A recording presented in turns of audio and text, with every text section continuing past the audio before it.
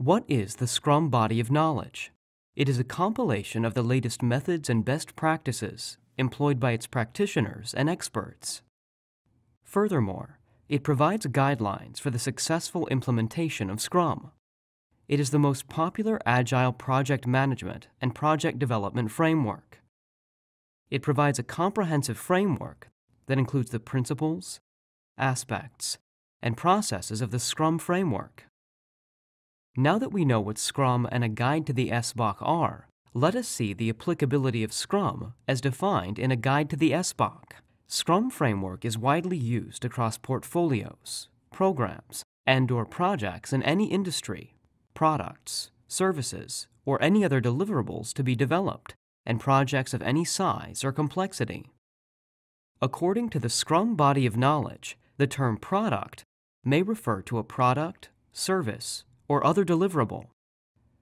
The practicality of Scrum as a framework is that it can be applied effectively to any project in any industry, whether they are small projects with 6-person teams or large, complex projects with up to several hundred team members. Now that we have pretty much summed up the Scrum body of knowledge in general, let's quickly run through an overview of a guide to the SBOC chapters. The first chapter describes the purpose and framework of a guide to the SBOC and provides an introduction to the key concepts of Scrum. It also contains the summary of Scrum principles, Scrum aspects, and Scrum processes. The second chapter expands on the 6 Scrum principles, the foundation on which the Scrum framework is based. Chapters 3 through 7 elaborate on the 5 Scrum aspects that must be addressed throughout any project. The chapters discussed are organization, business justification, quality, change, and risk. Chapters 8 through 12 cover the 19 Scrum processes involved in carrying out a Scrum project. These processes are, in turn, the part of 5 Scrum phases, which are initiate, plan and estimate, implement, review in retrospect, and release. The phases detail the associated inputs and outputs of each process, as well as the various tools that may be used in each. Some inputs, tools, and outputs are mandatory and are indicated as such.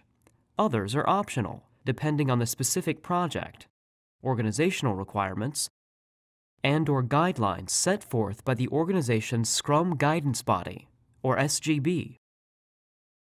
Finally, Appendix A contains an overview of the Agile Manifesto by Fowler and Highsmith, and a discussion of various Agile methods for those who want more information about Agile.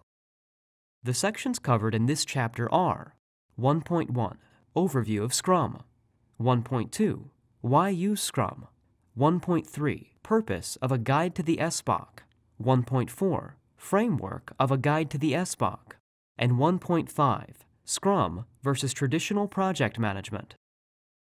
And that wraps up the introduction to the Scrum body of knowledge.